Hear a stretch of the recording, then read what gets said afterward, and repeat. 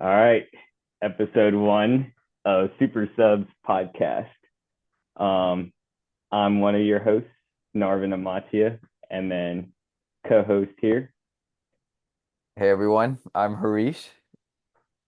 Um, so today we're just kind of going over our predictions for the Premier League season, but throughout this season we're kind of going to cover um, really the top five leagues, but hone in on the Premier League. So um, Top top five 20, leagues. the Does that include table. France? Yeah, France is in there. We'll go over the table, who gets the Golden Boot, Golden Glove, or best defense, because technically keeper can be trash, but Yeah. um, player of the year, young player of the year, top assister, dark horse team, most disappointing team, manager of the season. Um, and then young player of the year, we'll try to keep the age like 20 or below. Yeah, I think that sounds good.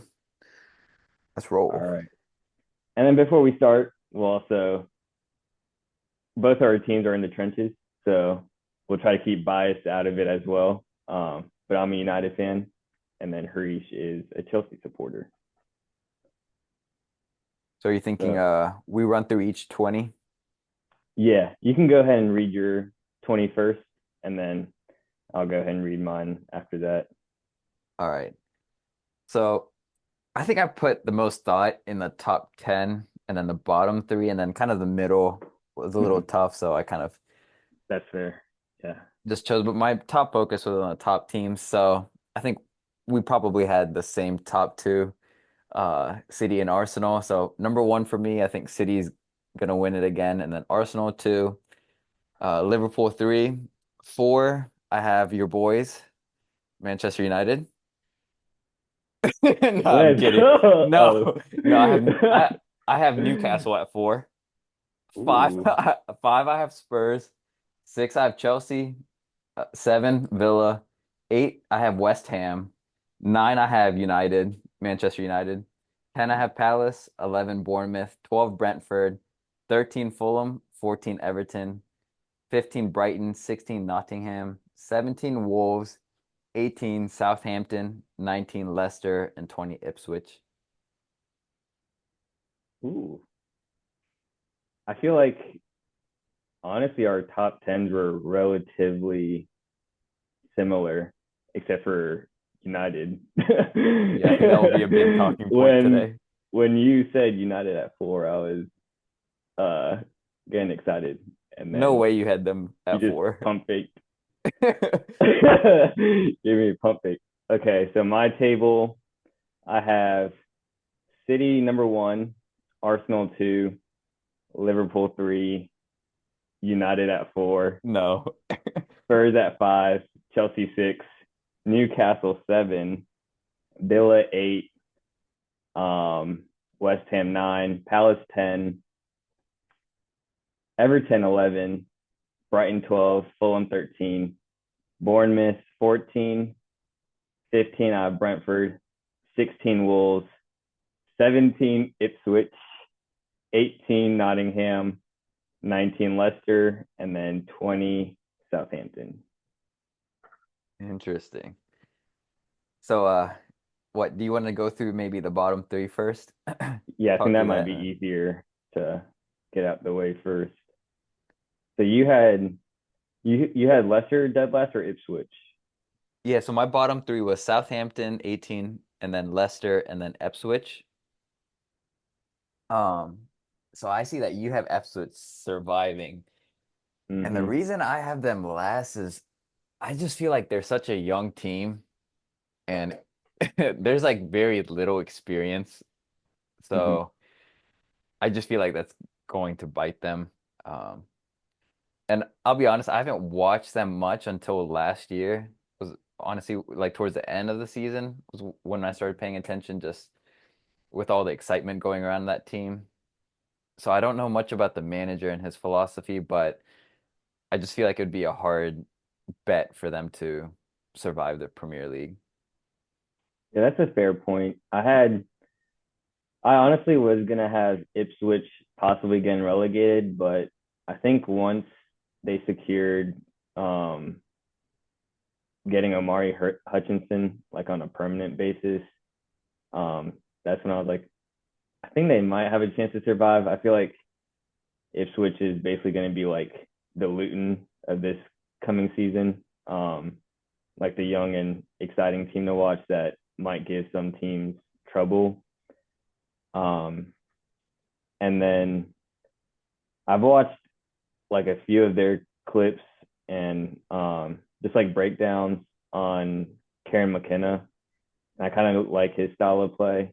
Um, I feel like I feel like they might just cause surprises in some matches, and it'll be enough to keep them up. Maury Hutchinson, Chelsea product. Yeah, he's. I was surprised Chelsea let him go permanently. I think he's going to be a really exciting talent. Yeah, I feel like once we get to talking about Chelsea later, Mm-hmm. I feel like we'll have a lot to talk about the way we've been handling our players. But Yeah. yeah, I don't know. Ipswich, like I agree with them being similar to the Luton vibes from last year. Just like Mm-hmm. exciting and like, just hard to root for or hard to root against unless they're Yeah. playing our teams. But I mean, it's really impressive that they were able to get promoted back-to-back seasons. Like, and that's a tough job. Like, even getting promoted once is so tough. So for them to do Mm-hmm. it consecutively, like hats off to the coach and the team there. But I just feel like Premier League's such a different level. Like, it's gonna be hard to for them to survive. So And I know it's still early in the transfer window, but I think Omari Hutchinson, like I mentioned, was a big signing. But other than that, they haven't really made many transfers. Um, so hopefully they get add some experience on there, like a Ross Barkley caliber, like get that age profile, which might help them survive. Um, but we can go on to Southampton. That was, I think they were both in our relegation. yeah, Um, I know we watched it was a championship final, yep. Southampton Leeds, and I didn't really find them. I mean, it was one full game I watched the Southampton, and I thought Leeds was definitely the better team. They had they just didn't really have the luck going their way. Um, and Southampton, they made a few good signings. They got Flynn Downs from West Ham, but other than that, they just don't really excite me. So had them bottom of the table. Yeah, I had them at 18 as well. I think Mm-hmm. Russell Martin, I feel like he's a pretty exciting coach. And again, like a lot of these young teams that come up, they're like exciting and like hard to root against. But yeah, again, I just don't feel like they have the talent to stay up as well. So yeah, to your point, I just don't think they'll be ready. Yeah. Um, but we'll see. Russell Martin, I know that was another. Him and McKenna were pretty much the two coaches that a lot of people were talking about getting hired by bigger teams. So we'll see what he can bring to the Premier League. Um, then the next team we both had relegated, Leicester, and I think we probably both had similar thought process. Enzo Maresca leaving, and then Dewsbury Hall is gone as well. So Yeah, losing your best player, like that's tough, and your coach to get up. I do hope they stay up just for the fact it's Vardy's like last. I think it's. I don't know if he announced it officially, but I think it's his last season um, playing for Leicester. So just for that sake, I hope they stay up. But I don't think that's a realistic. Yeah, I feel like Dewsbury Hall was such a big loss for them, being their best player. Question for you: how many goals do you think Vardy gets this year? Um, I don't think I think it would be generous to give him 10, honestly. 10. Yeah, that's Yeah. what I was thinking. I think maybe slightly above 10, maybe around like 13 goals is what I'm thinking. But I And mean, they do have also, some pretty good, pretty good like experience in there though. Like with Connor Cody in the back line, Chowdhury, and obviously Vardy and Bobby Reed from Fulham. But oh, I forgot uh, about him. Yeah. yeah, I just feel like other than that, I'm not a huge fan of their back line either. And then just have with a new, Vestergaard. yeah, exactly. Yeah. Um, and then I will say probably Enzo leaving though as a coach is probably good for them. I feel like if Enzo, like from what I've seen, he's pretty stubborn in his ways. So if he were to, still be with Leicester and coach like the way he does, I feel like he would have really struggled with Leicester in the Premier League versus Chelsea, where you have better quality players, he can execute Mhm. his style better. Yeah, that's a fair point. And then I think who's other than your last Vardy, team that in the on my last team, who's your last? um, Yeah. I had Nottingham at 18. I think I think because Gibbs White was so impressive last season, I think he might get a move, um, which will play into it. And then I just don't think that luck will be on their side this season. Um, I feel like you need a. I feel like you just need an upgrade from Chris Wood. I don't think he's a caliber type player to keep you up. Um, so that was kind of the main reason. Yeah, I kept Nottingham at 16. I think Wolves are really going to struggle this year, especially with Pedro Neto gone uh, too. I think he was one of their better attacking players. Um, and last year, I think, yeah, they had a lot of VAR calls that were suspect and against them, but I also felt like they were way over their expected goals. I know you don't really like the analytics in soccer, but that's something I always look at, and I felt like they were quite a lucky team despite all the VAR calls against them last year. So I had them at 17, but Nottingham at 16. I just feel like they're a really fun team to watch, and I do like all their attacking players. Hudson Odoi, I think he's a baller. Uh, Gibbs White, like you said, I'm ho- I'm banking on him staying, so I think he's a good player. And then ex United, Elonga. I think he's quality If as they do well. get relegated, I hope we bring back Kalanga. I think based on our team, we can definitely use him. Oh yeah, for sure. I think you guys could definitely use another attacking force. Let's see. Where did you have Everton? Um, I had them 14, middle of the bottom table. okay.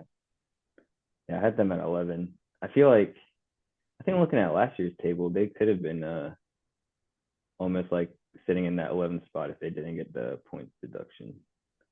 Um, Yeah, I think so. I think a lot of people actually have them like towards relegation this year, but I think Sean Dyche is he, he he's made for the Premier League. yeah, he's elite. Yeah. It's not the most entertaining games, but he finds a way to win and hold on. And there's another team. And I think one more point I forgot to mention with like Leicester, I think them being relegated, I wonder with like the financial fair play rules if they because it doesn't look like they're gonna meet that. Looks like they're Mhm. definitely breaching those rules. So it definitely seems like these leagues have been strict with point deductions and actually implementing those. So I could definitely see Leicester getting hit That's a bad fair like point. Everton. Yeah. I wonder how they come up with the points like that they deduct from. I don't know if it's like each breach just equals a point or something. I don't know how that works. Yeah, I'm not sure. Um, and then before we hop on to the top 10, I guess I also wanted to touch on Bournemouth real quick.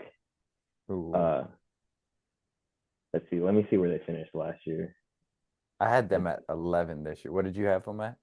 okay, they were at 12 last year. Get them 11 this year. I Yeah. had them at 14.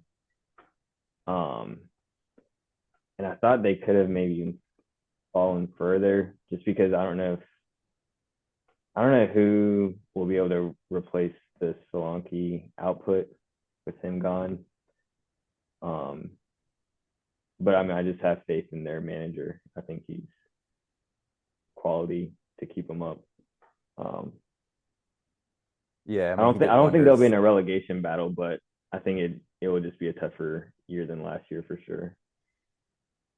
Yeah, I think the manager is a huge difference maker. And last year they finished the season, that second half of the season was one of the hottest teams. And Solanke was a key player throughout the season, but I felt like there were contributions throughout the squad. Mm-hmm. And they may not have like big names, but I feel like they all play well together and committed to the game plan. Um, so I think they'll be, I have a feeling they'll be like the same as last year. So I kind Same of last kept them around 11, similar to year. Okay. last year. But yeah, to your point, it'll be interesting to see if someone else kind of picks up for Solanke. Mm-hmm.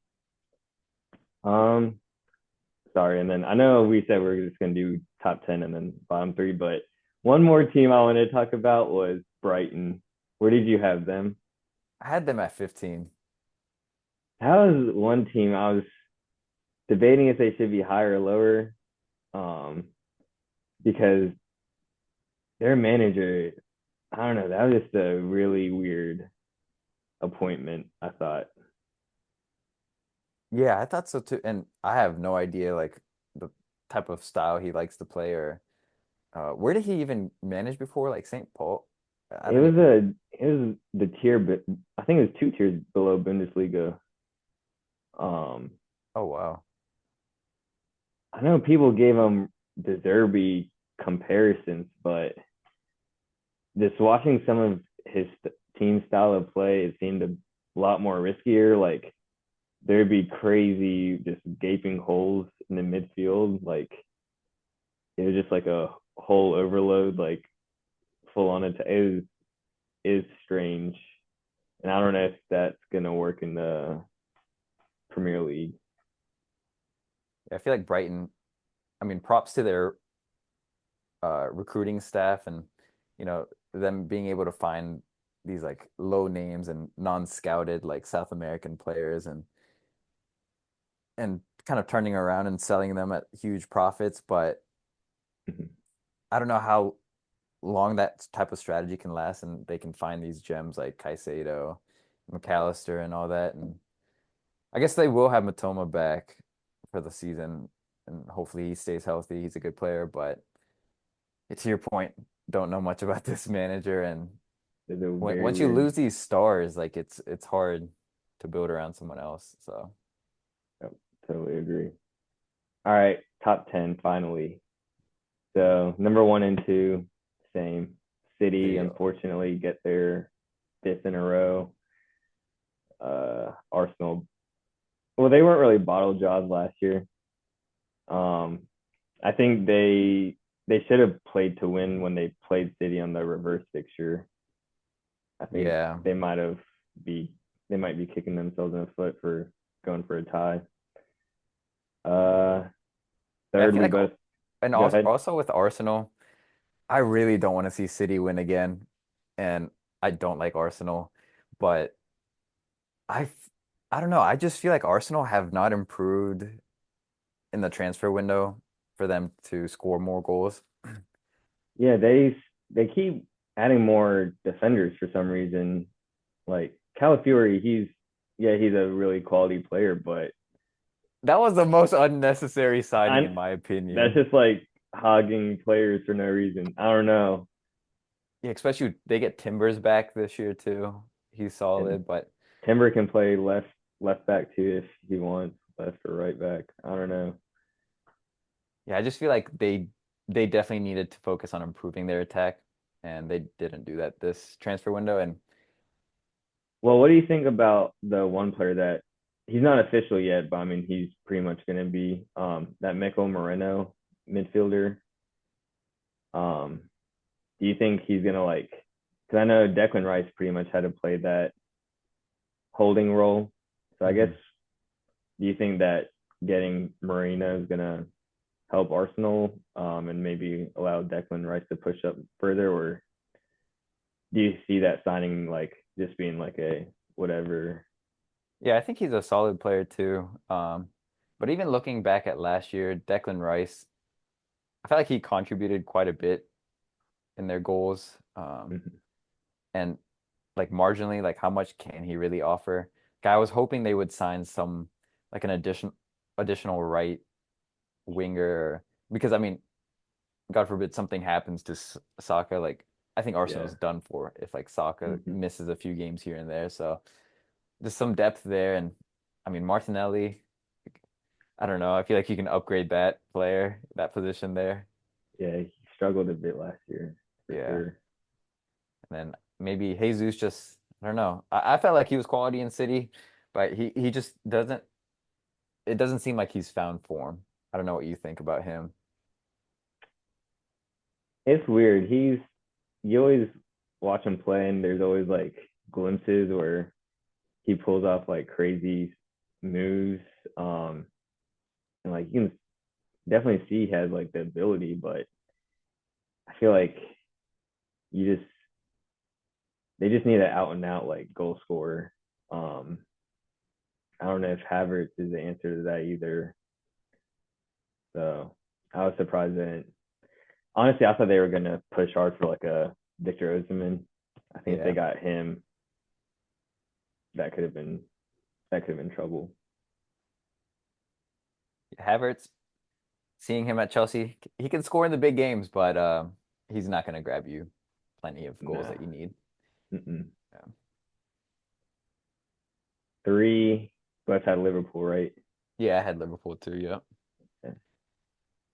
Yeah, that's an Um, interesting one with the new manager. What do you think? A lot of I've been seeing a lot of people saying Liverpool like they weren't active in the transfer window, and this new like bringing in a new coach like can he really sustain them being top three? I know it's just preseason, but based on some of the preseason games, they look quite good. And the one player that like stood out during those preseason games was definitely Harvey Elliott. I know you're a big fan of his, um, but I think he's a player that is going to get quite a bit of playing time.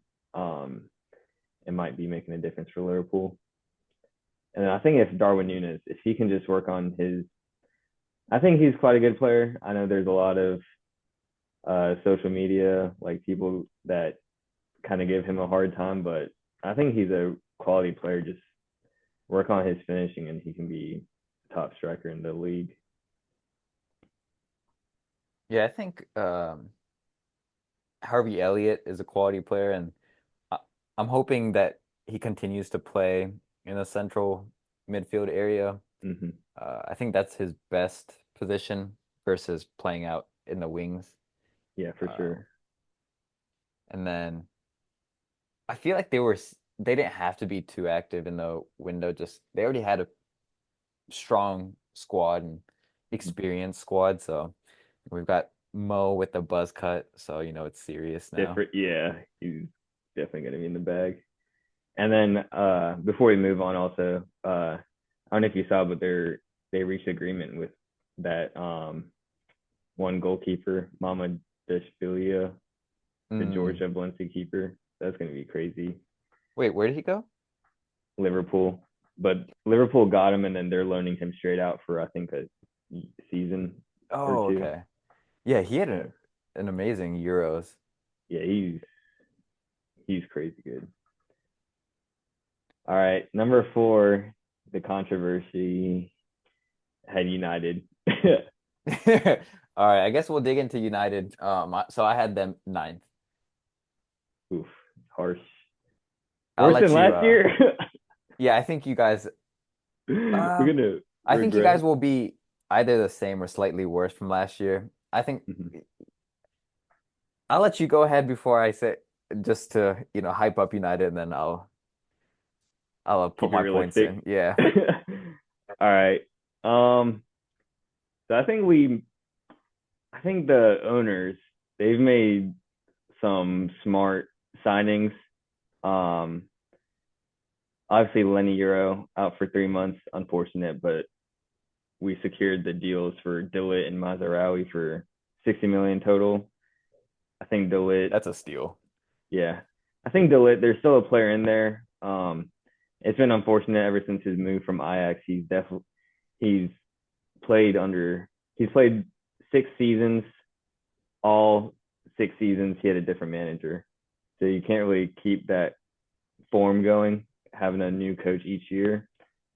So I think he might be a difference maker, especially with Lenny Euro being out. Um, Mazarawi, he's just good to have as a backup, especially with being able to play on the right or left with Shaw being out, and then Malacia just not being able to stay fit either. And then I think this season, Diallo, him getting a start over Anthony, I think Ten Hag's really come to his senses of Diallo's quality. Um, Definitely should be starting. And then Rashford, he's a confidence player, so if he gets in the right form, can be quite dangerous. If not, I mean Garnacho, he breakout year last year. I think just has that ceiling to be a superstar. Kobe Mainu broke out. I don't think we have to talk about him much. Bruno, I've always said I think he's one of the best midfielders in the league, if not the best, even comps to if you throw him on that City team, I think he can do what De Bruyne does, and that's not even biasness. Um, the only the one signing I think we just need to secure is a defensive mid. Casemiro in that community shield, he had some better moments than last year, but I think we just need legs in there. That I old know man we're lost some weight. He was looking slim in that he was game. looking super slim. He actually looked like he knew how to run again, but I think we still need legs there. And I know we've been linked to Manuel Ugarte in PSG. So I think if we can get him, I think we might be in a solid spot. Um, and then Josh Zerke, he just provides a different dimension to Hoyland, can link up play, and then he's just a good player to have on the squad to start or just rotate with Hoyland, especially with Hoyland also being out now. So that's my rant on United. Yeah, I think my big issue with United is like where are the goals gonna come from? And I guess that's one point, and I just don't know where that's gonna come from. Uh, and I think another issue, I feel like the squad, the players are solid. Like if you just look at the roster, you would think this would be an automatic Champions League bound team every single season, no matter what. Just looking at the squad, but I think the only thing that's holding them back, and I know you're a huge fan, is Mr. Baldy, Ten Hag. I feel like he's the issue. And I know arguments have been made that, oh, he's not able to, play his style at United just given the squad. Well, a top manager is able to adapt to their squad. And when he's tried to do that, it hasn't worked. And like he's forced himself playing Casemiro, holding mid. And I think last year, United gave up the second most shots, I think, in the league, Mm-hmm. if I'm not mistaken. And that just comes down to tactics from Ten Hag, like the way he was trying to. And there was just a massive gap between Casemiro and the back line every game. And that's where teams were to kind of exploit United and get their shots off and be the most dangerous. So, and Ten Hag, I've just had issues with him ever since he wasn't able to manage Ronaldo, like when you have one of the best players at your disposal and you're not even able to manage a top player, all the top managers are able to manage these types of personalities. For him not being able to, I just feel like Ten Hag, slight of a fraud as a coach. So I think that's an issue. Um, and I think once they start losing a few games here and there early on, I think the pressure is really going to be on him from the owners. I think winning that finals, yeah, last year versus City in that cup, I think saved his job. Otherwise, he would have been gone. Um, because I just don't think he's shown enough. And the squad, players you guys have, I think are unbelievable. And there's no reason that you guys should be finishing like towards the bottom, like 10th, you know. Yeah. And uh, I think Would you put us higher if we got a high caliber defensive mid? Let's say like a Ugarte or Yusuf Fofana. I think I would, but I mean, I think it goes back to again like how would Ten Hag adjust? And I think you have other guys. You don't have to continue to play Casemiro there. I think you can play someone like Aminu. Like I know he's a very creative player, but he's young and has legs, and I think he can play that holding kind of position and be like a deep Yeah. lying kind of creative playmaker from there. Um, Almost like what kind of Pirlo did. Like I feel like Manu could kind of play that type of role, but then he's also got the legs to kind of go in and make tackles. Yeah. I could see that. I think he's almost like a Frankie De Jong esque. He can carry the ball, get you Yeah, through that's a that good first comp. phase. I think that's kind of why we didn't really go after Frankie De Jong is after Manu having kind of a breakout year. Yeah, and I think the signings as well, Euro and Xerxes, I think they're not the players you need to like, challenge for a title today. I feel like Mm-hmm. they're a longer term project. I don't think Xerxes is going to grab you those goals that you need. I Mm-hmm. really don't see where the goals are going to come from in this team. Mm-hmm. I had that same complaint last year, and I think, yeah, longer term, I think he may turn out to be good, but he's not the player right now. And Euro, I mean, I think he's out for a couple months, right? Uh, Yeah, 3 months. but again, I think there's much better defenders in there, Mm-hmm. and he's probably a good player longer term. So Yeah. I don't know. I Fair think Ten enough. Hag's gonna be under the hot seat all year. And then Yeah, what's happening to your boy McTominay? You think he'll stay?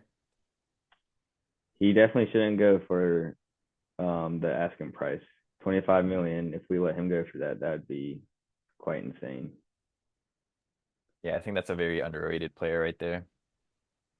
Underappreciated by the fans for sure. Yeah. But yeah, I think I'll give it to you. I think Bruno is one of the top midfielders or even just general players in the world. Mm-hmm. And I think now's the time to really build around him. Yeah, And pushing at that age right now too. I yeah, think exactly. 31. So But yeah, that's why I had United ninth. I think the mm, goals are going to be the biggest issue again, not being able yeah. to find goals. Um, I and know Hoyland he didn't go off the charts as what people were expecting him to, but that also comes down to just not having the service with Rashford just being so out of form. I don't know what happened, and then Anthony just not doing anything. But I think hopefully with Diallo and Garnacho, that hopefully changes. I'm excited to see how kind of Diallo fits in this year, get some Mm-hmm. more play time. But I think out of all those wingers, Garnacho, I think, is kind of breaking out to be the best out Yeah. of all the wingers y'all have. Um, Mm-hmm. so I just I think he's a quality player that can create some chances, but again, he's not gonna grab you those goals that you need. Yeah. Who did you And have at 4? yeah, so my four, I had Newcastle. Where'd you have them? I had them at 7. 7. Yeah, so I can go first with Newcastle. I think they're last year they were plagued with injuries, and I think this year without the European competition and just having one game a week, I think it's going to be a huge boost for them. And they have quality players again if you look top to bottom. And I think the player attacking players they have at their disposal, Callum Wilson's good player, good backup. Um, Isak, I think, is one of the top forwards in the league. Um, and I think he can probably get 25 goals if he wanted to, assuming he stays healthy. Anthony Gordon's a great player. Because Harvey Isak Barnes. was out for quite some time last year. He still grabbed about like 18 goals. No, I think it was over 20, right? Oh, I might be well, wrong, but I know he was out for quite a bit, but that was still impressive what he was able to put up. Um, yeah. And even Harvey Barnes should be healthy. Um, so I think just attacking wise, and they're solid. And their defenders, they rotated the back four a ton, and that's just due to injuries here and there. Seems like Fabian Schär was the one consistent player, surprisingly. Each game, he seems to survive for 70 minutes before pulling a hammy, but somehow makes it to the Poor starting Mahami were 11. just getting absolutely obliterated by someone. Yeah. Um, so I think the back four will be a little more consistent. They can be, uh, But what are your thoughts on Trippier? Because I thought he had a very shaky, at least like second half of the year, where he seemed like he was getting exposed quite a bit. yeah, I'm not sure what to make of it because he's been solid in the past. Uh, Defensively, I think he's always kind of struggled, but this past year he really struggled. And he gives you that attacking option, but I wouldn't worry too much about it. I think the year before he looked good at Newcastle, so I'm hoping that he kind of gets back to form. Yeah, and I think So where'd you have Newcastle? I had them 7. Um,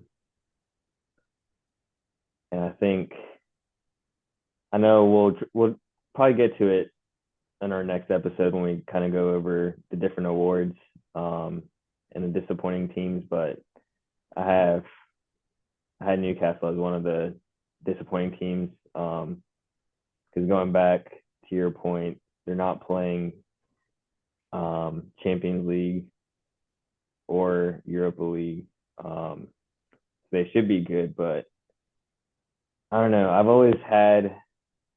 I know Eddie Howe's always kept Bournemouth in survival and has built up a reputation, but I just don't think he's I just don't think he's the right guy to carry Newcastle um, into like a title charge. Oh wow, yeah, I think they'll be fighting for top four with. I think Eddie Howe's like a great coach. I think Bournemouth he had a very weak squad, but we've seen what he's able to do when he's got the players at his disposal. Mm-hmm. And one player that I'm really excited for to come back is Tonali. I completely forgot about him. But He's I basically mean, like a new signing for him. no, um, exactly. And he lit up the Premier League when he did play for that short period last year. So excited for him to kind of I'm come back. excited. I'm excited and a bit nervous for Tonali just because he has been out for so long. I don't know. We saw Ivan Toney when he came back. It he looked quite poor, and I'm hoping that doesn't carry on for Tonali either because he's quality. But I feel like after being out for so long, it's hard to kind of find yourself um, get back into rhythm so quickly. Yeah. I think the one game a week will definitely serve them well though this year. Mm-hmm. Um, Kind of prevent injuries and hopefully a little more stable in their starting 11. Yep. Um, And then the one player I do want to see is I know I asked about Trippier earlier, but I think if he does continue to struggle, I think it might be Newcastle will definitely play Livermento a lot more. I think he's one player that's young and um, has a lot of quality. So I think that's one player that I'll probably be looking out for a lot this year. Yeah, Chelsea product there. And I guess Almiron too. I don't think we mentioned him. Shouts out to Oh, that's Almiron. right. I mean, he's a Apparently, the deal's quality off player. though. The deal's off from him and Charlotte FC. Ah, yo, that would have been so fun seeing him in Charlotte. Newcastle was trying to rob us. Yeah, I think I think he's still a quality player to come off the bench at least. High oh, I energy all the completely time. Just agree. Yeah, I I think think the his final finish or pass sometimes lacks the quality, the quality, but but yeah, other than that, I think he's a dangerous player. If only they had Saint Maximin, I think they'd be vibes. yeah, they would. Yeah, I'm a fan of Almiron. Coming off the bench, he's definitely dangerous for sure. And let's see. So that was four. Who did you have at five? I had Spurs. Who'd you have? I had Spurs. Yeah, Spurs. Yeah, you go ahead. Why'd you have them at five? Let's see. I think last year they finished five also, so I had them the same spot. But I think with playing the European football, that might hinder them a bit to making the top four. Um, I think getting Solanke though, that's a great addition. So Son doesn't have to drift into playing that striker role because I mean, as good as he is playing a striker role, I think playing off that wing is left wing is definitely where he gets all his chances created from and scores all those goals from. Oh, absolutely. Yeah. Um, and then I don't know, they're it's strange because they're back four. Like they got good players in the back four, but the style of play is just like they play so high that they concede like just playing a high line. And I feel like I know you I'm a huge fan of Mickey Van de Ven, but like there's only so many times you can just rely on his pace to save you. Um, so I think if Ange can kind of get the defense like as a unit um, to really sharpen up, I think it's just going to be the same thing as last year. Like attacking wise, it'll be like amazing, but defensively, there'll be those shaky times where they just leak a bunch of goals. Yeah, I think uh making this list, I agreed that I actually had them lower at first when I was kind of just thinking about the season coming up, and I had them towards eight, seven or eight. And this was, but then after Solanke, I had them at five. I was just worried about where they were going to get their goals from as well. If they didn't sign a top striker, well, I wouldn't consider Solanke a top striker, but I think he's definitely an upgrade from what they have currently.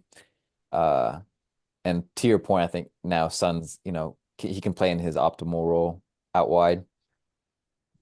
And then I think James Madison, as much as I love Son and probably my favorite player on that team, I think James Madison's probably their most important player. So they're going to have to rely on him a lot, and especially with the way Ange, his mentality is, I don't think he's not really the one to rest players when it comes to these European competitions. So it's a lot of games for Madison, and I don't know if he's built like that. And then, but I think that they will pick up enough goals after the Solanke signing, and so that defense now comes into question, and they're just a very high risk team, and a lot of those players, Pedro Porro and Romero, they're dogs, but sometimes they Yeah. have a couple laps and concentrations each game. Mm-hmm. So I think that's And something to watch their out best for. their best defender got sold to AC Milan, Emerson Royale. Oh no. No, I don't know how he was a Premier League player. I could not watch that man. Crazy part was like I don't know how true it was, but like he was saying each year he was spending like I think over 1 million on his body, like having like a personal trainer and um It did not seem like it. yeah, the way He was probably spending 70% of that on his hair, though. yeah, it was like a new What he says on hairstyle. his body. Hmm. um but one transfer that I'm excited for Tottenham is the youngster they got, Archie Gray from Leeds. Oh, I forgot about that signing. Yeah. He's a very versatile player, can play that DM role. Um, also right back. So I think he'll be interesting to watch. And then I don't know much about this one signing, but just based on reports I've seen, this player that they signed, Lucas Bergvall, um, he's had quite a bit of hype around him. And I know you're a huge fan of Basuma as well, but this is a player I think a lot of people are talking about that are saying is a huge upgrade to Basuma. So he'll be a very interesting watch this year as well. Yeah, I haven't really watched him before, but I've been seeing those comps as well and potential replacements to Basuma, but um we'll see on I haven't seen him play, so can't really doubt that, but I think Basuma's a top player in that Mm-hmm. midfield. Um, I don't think their midfield's really an issue. I think it's just the depth of the midfield. So if Madison kind of gets hurt or Yeah, assume like what's next. Um, because so we saw when Madison got hurt, they tested out. Uh, I think throwing Kulusevski in that role at times, and yeah, that did not work Kulusevski's a out. good player, but that experiment just didn't work. Yeah, I think they have a lot of pace and they're gonna be an exciting team again under the managerial style. Um, but again, the front quality too. They have a lot of pace, which is fun. Brendan Johnson, team is Mm-hmm. Timo back? Yeah, he's lumped in again. Okay, So yeah, so they've got Timo, so exciting players, but quality will they just need to sharpen up there and uh so I think five's fair for them. yeah, that's a fair one. Thanks. Six, I So had your six, boys. yeah, six I had Chelsea too. So I'll go first here. Uh,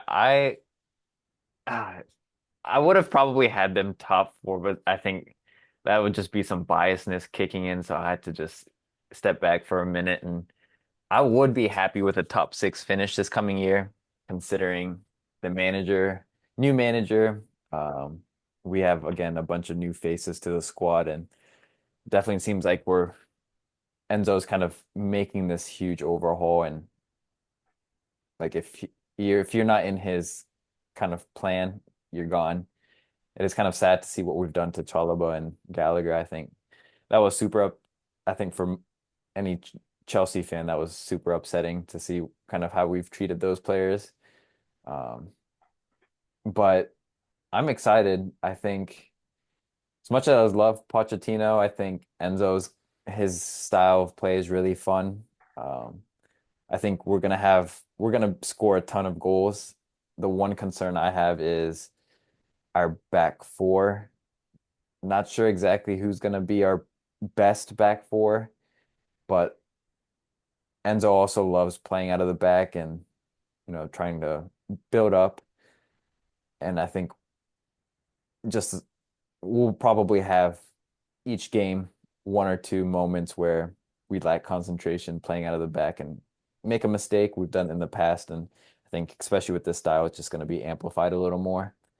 So I think we might be a little leaky in the back, but we'll also grab a ton of goals. And I think Enzo just needs to build a culture within the locker room as well, of just some winners.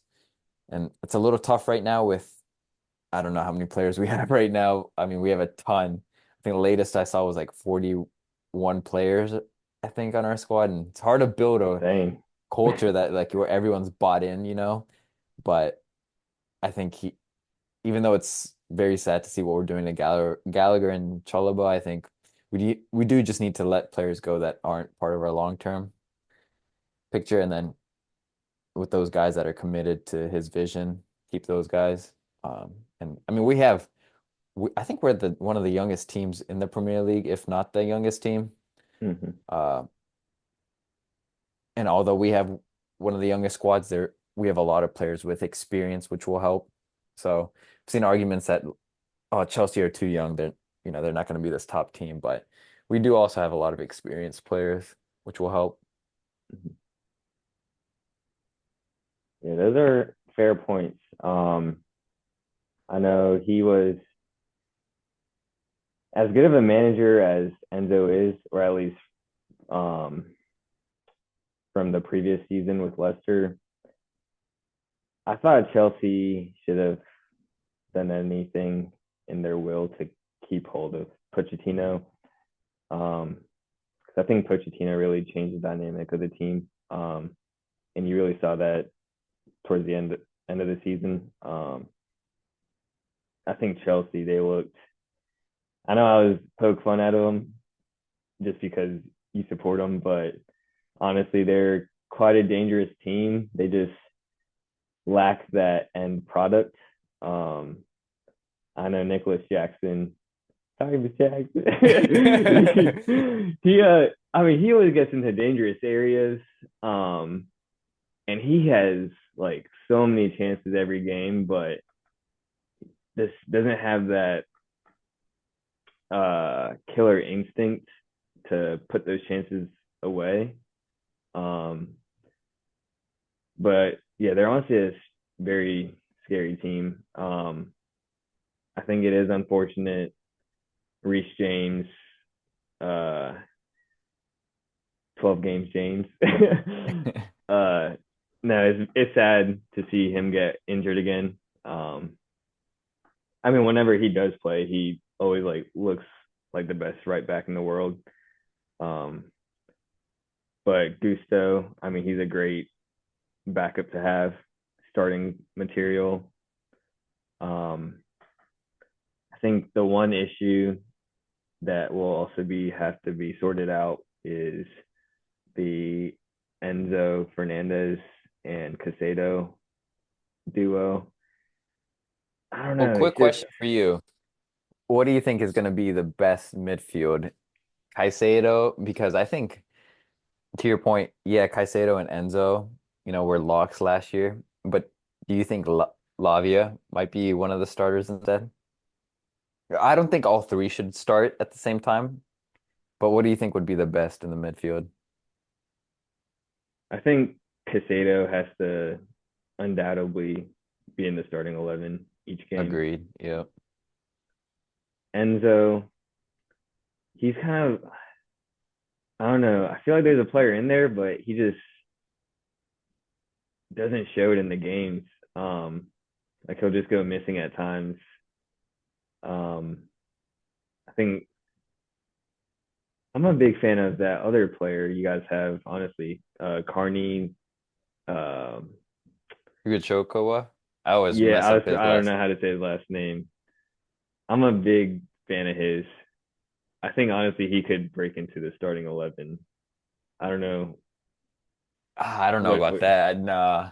I think I think it's between Enzo, Lavi, and Caicedo have to start. Like I think that two out of the three of them have to start each game. Ultimately, I think it's probably going to be Caicedo and Enzo. who would you say your for you as a Chelsea fan, who would you say your ideal midfield three is? Well, I Support. probably go with the two of them and then Caicedo and Enzo. Mm-hmm. And then I'm not sure I haven't really seen preseason, and I usually don't put too much weight into preseason, but I mean, we haven't seen Cole Palmer yet, but I'm curious to see if Enzo will play Palmer out wide again or if he'll play him at the number 10. And if he decides to play him out wide, I'd assume Nkuku will play at the 10 and Nicholas Jackson up top. If Palmer plays at the 10, then it's likely Madueke out wide and Cuckoo up top. And that's another player I think will be a huge difference maker for us this year in Cuckoo. He's We fully saw him fit to start off with this year. exactly, yep. And Okay. he was, last year when he played, we probably saw 70% Mhm. of him. So he's looked incredible preseason. Again, I don't put too much weight into it, but Yeah. he's looked really good back to his old self. Yeah. I'd say midfield three. You guys, Casado, he's a lock in there to start. And then I guess Enzo, give him another chance. I mean, for the money that was paid for him, I feel like he just has to be in the lineup. And then yeah, that third one, I think Enzo Maresco, he'll be starting Dewsbury Hall in there, and then keeping Cole Palmer out wide, and um, on the other side will be just changing up between Pedro Neto and Mudrick. Yeah, I think Sterling that I think there's rumors that he might be leaving. There's some other European teams that want him. Uh, and yeah, I think we just have so many attacking options, which is good in terms of depth. It's just players, making sure that their confidence isn't kind of shot if they don't get in the starting 11 is going to be key. Just making sure, just that culture of the team. 'Cause we only have 11 players to kind of choose from each game. So there's going to be Yeah. players sitting out. And I think just because we have such good young talent, they're used to, starting and contributing whenever they play. But then for them to have to sit on the bench and watch, I think that's going to be a huge shot to their confidence, kind Mm-hmm. of pride. So I just worry about like our culture. I know that's not something that we really think about, but I think it is important. I mean, if you look at top teams in the past, they always have that winning mentality and everyone's kind of bought into the vision, no matter Mm-hmm. what your role is. Yeah. But yeah, I think we'll definitely have other episodes where we talk more about teams more in depth, and I think Chelsea would be a fun one to dig into. Possible best starting 11. What's Yeah. your before we move on, what's your back four prediction for most of the season for Chelsea? For most of the season. Uh, well, I would have gone with Reece James starting, um, but since he's out, Gusto, I'll just say for now because I don't know how long James is out.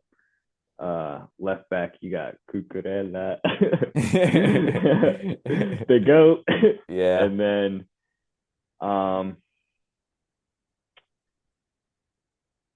Thiago Silva's crazy loss. Uh, dude, I know yeah. that I know that's pretty wild to say that for like a 40-year-old, but I mean that's like crazy loss. I think Badia Shield, he's I know he had a few bumpy games last year, but I think there's a player in there. Um, and then I'm a fan of Tosin from Fulham. I think that was a really good deal you guys got. So I think it'll be the four of them. Yeah, that was a random signing. I have no idea why we signed Tosin. I know he's quality, but we have so many center backs. Mm-hmm. Why? Why do we need another one? But yeah, I think that's pretty solid. I think we'll Reese assuming he's healthy, start on the right, Cucurella. And I want everyone to know when we signed him, people doubted Cucurella, but I said he's gonna be the best Oh, left back in the league. Um, so I think he's a lock. And then I think Levi Colwill, yeah, he's young. I completely forgot about Levi Colwell. I think he'd probably start over Yeah. Badiashile. Would you agree? Yeah, Yeah. I think just him being able to play out of the back, his passing is very nice. And then yeah, right back is yeah, It'll I also guess be kind of Toast. interesting because I feel like you guys could go with the back three Yeah, I could at see times. like a 3-5 Yeah, type yeah, yeah. hybrid, just because with our wing backs, they could kind of play all over the pitch. Yeah, I could Yeah, see and that too. Gusto, he could be starting at like another big club, like Oh, a for sure. certified starter. It's wild. All right. So 7, I had Villa at 7. I had Newcastle at 7, who I touched on. I Yeah, guess we can talk about Villa because I had them at yeah, 8, so not too far off. Um, was your thinking kind of just playing that European?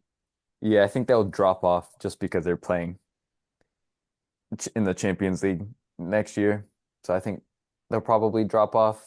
But then I was thinking that, I mean, they have so much depth and they signed a lot of quality players. I was like, wow, they basically have a squad they can play for Premier League. But would you consider their depth actually like a strong, basically like a second team? Yeah, I guess I wouldn't, but I guess I they feel have the like, players to fill in. yeah, I feel like their depth, um, they have a lot of potential. Like the depth, 'cause Douglas Luiz, he was a huge loss, but the players they got in return, I think they might be players that will be that could be stars in the future. Like Sam Illing, another Chelsea product. Chelsea product. he's uh he's a quite a good youngster, and I think he'll come to good. And they got this Enzo Bardeschi guy. I don't know how to say his last name. He looks like a really quality player too. So I think that's a pretty good trade off. And then just getting Onana as well. But yeah, back to your point, it's just having a combined Premier League with the Champions League, it'll be tough. Yeah. Don't forget the other Chelsea product, Ian Matson. Oh, that's right. That's a very good signing. And then I guess they're Now, getting Bendia back too, and he was pretty solid at Norwich. I know he hasn't played in a very long time with injuries, mhm, but he was pretty quality at Norwich. yes, yep. I think he And was then, hurt most of last year for Villa. yeah, he might have been hurt all year. I will say the one player that I think will be his make or break season is going to be my guy that I talk about all the probably one of my favorite guys in the league. I don't know, Bellingham 2.0, Jacob Ramsey. Oh I no. I honestly think this might be his breaker because I think he's a very good player.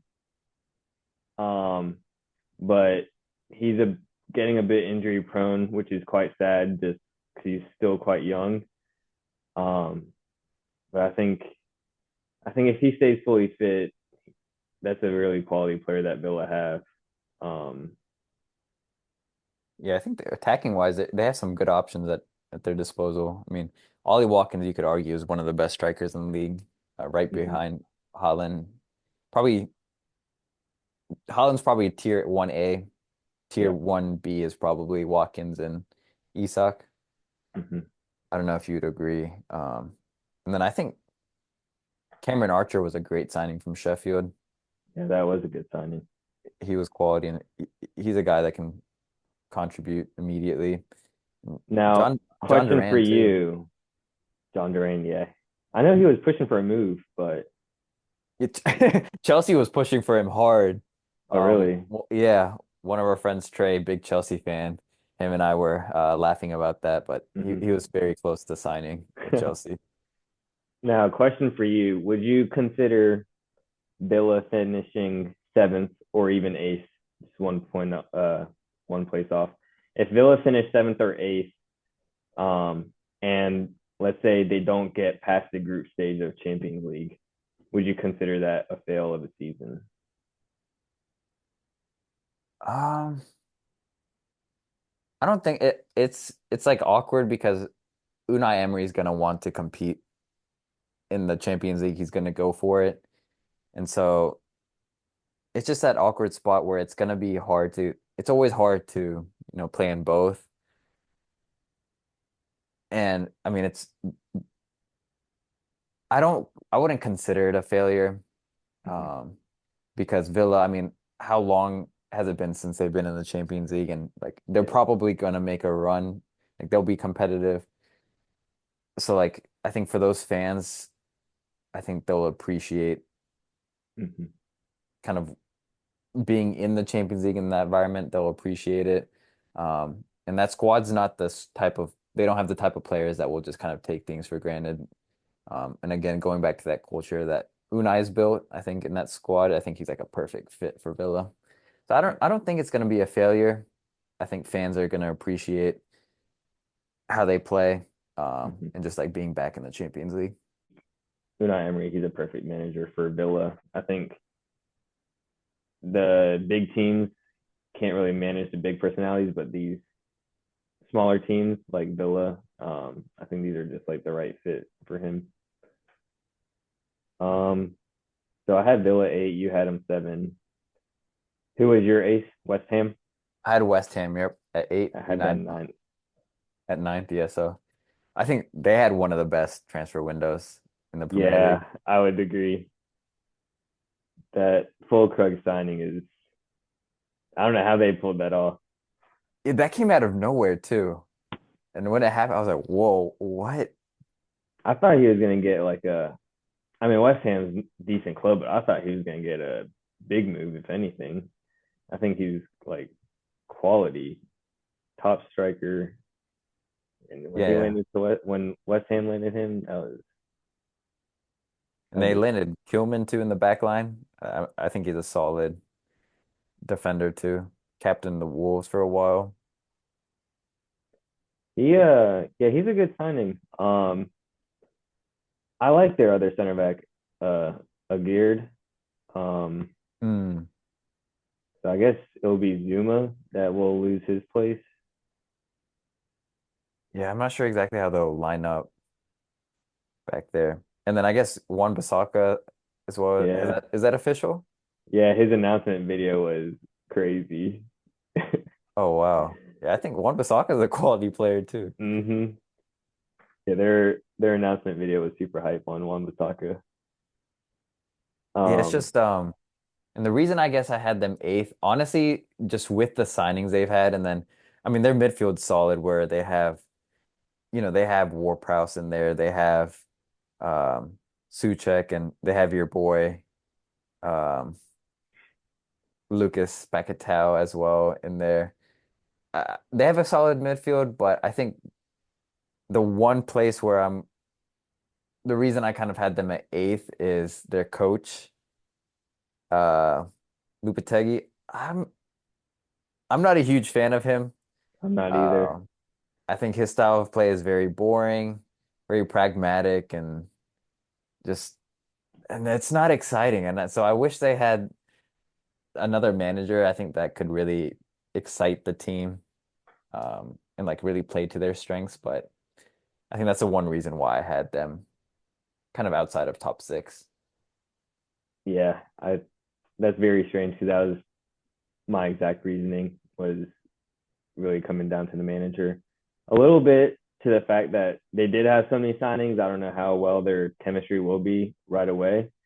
But the other factor was their manager. It just big name, but just doesn't excite me. Um, and then two other signings also that I think we have to mention that West Ham got. One player I know you were a big fan of, Somerville, Oh and yeah, I then forgot about that. they also somehow pulled off a loan to get Tadibo from Nice. Because that was a player that we were kind of pushing for. I'm glad Hmm. we got Lenny Euro instead. A lot more higher ceiling, but just because of our ownership, we weren't allowed to get to Devo, but he's a quality player as well. Yeah, I think West Ham will be a interesting team to watch. Definitely exciting. Yeah, At times they can be. I think they have the players to make it Yeah, exciting. It's just I don't know if the coach decides to style. stick to Yeah. his pragmatic style. I think a lot of players are going to be frustrated, and fans will be frustrated not to see the Mm-hmm. full potential. Yep. At nine, I had United, and you had West Ham. West Ham. Okay, yep. And We kind then of talked so about we'll do 10. Last one to kind of round it out. I had Palace at 10. the same. I think Yeah, the most obvious is just losing Elise. yeah, that was a huge loss. But I think their manager, based on what we saw at the end of last second half of last year, I think they were They're probably really the hottest team. at the end of, yeah, I think so too. And isn't he a very super young coach too? Yeah, he's quite young. Um, Maybe I have it messed up. Yeah. they were quite exciting to watch.